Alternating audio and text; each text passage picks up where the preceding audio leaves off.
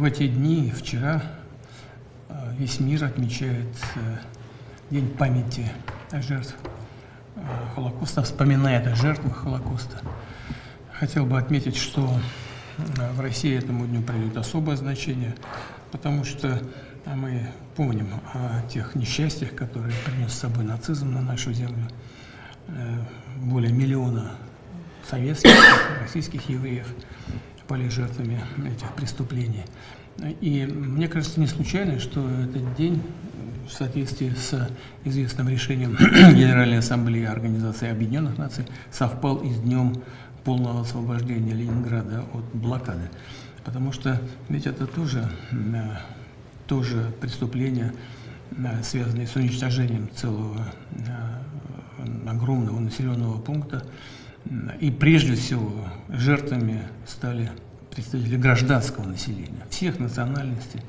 Но это именно люди гражданские, не комбатанты, как в таких случаях говорят, не военные. Нацисты просто поставили перед собой цель уничтожить целый город. Ну, конечно, это тоже преступление против человечности. Совершенно очевидная вещь. Я знаю, что в это время, в эти дни, еврейская община России проводит целую серию мероприятий, посвященных памяти жертв Холокоста.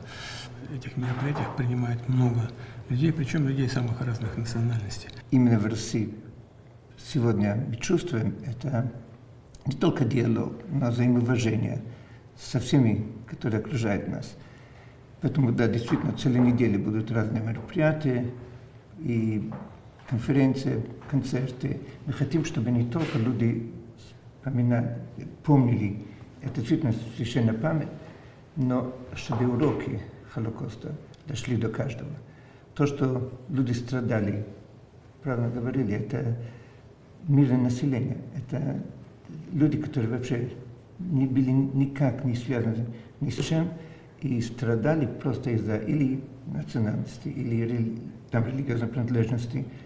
И когда смотришь и видишь, что, к сожалению, сегодня в разных странах мира это продолжается.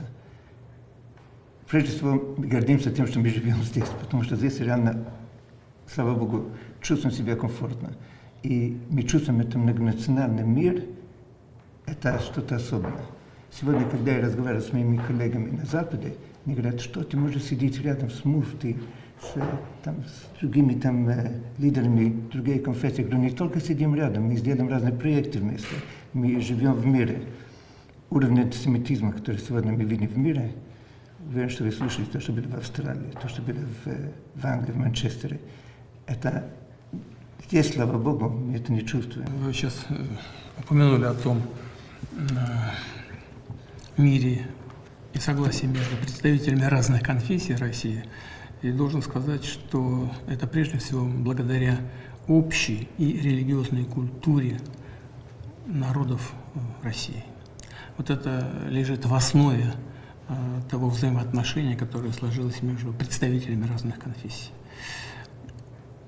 И каждый народ, каждая конфессия вносит свой вклад, потому что понимает, что от взаимодействия между представителями разных этносов, народов, конфессий зависит стабильность, устойчивость России.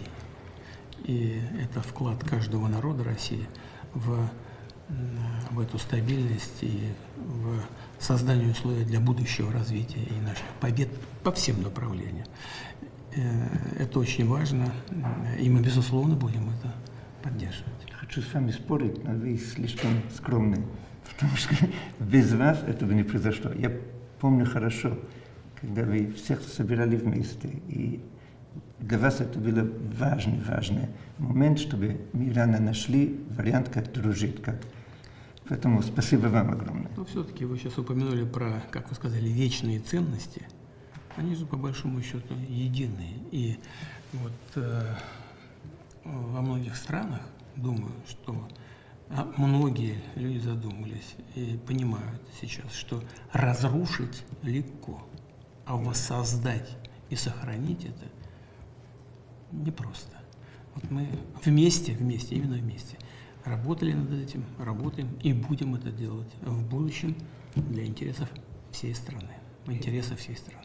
Идея патриотизма, идея любви к родине, которую все конфессии пропагандируют и показывают пример, как нужно любить свою страну, свою родину, это то, на чем сегодня держится единство России, на то, что объединяет нас всех.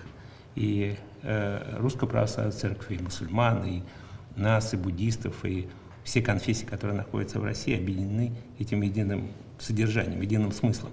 И то, что государство делает упор на традиционные религиозные ценности как основу духовно-нравственного воспитания, это невероятная поддержка нам, и на самом деле это оплот и основа единых ценностей государства.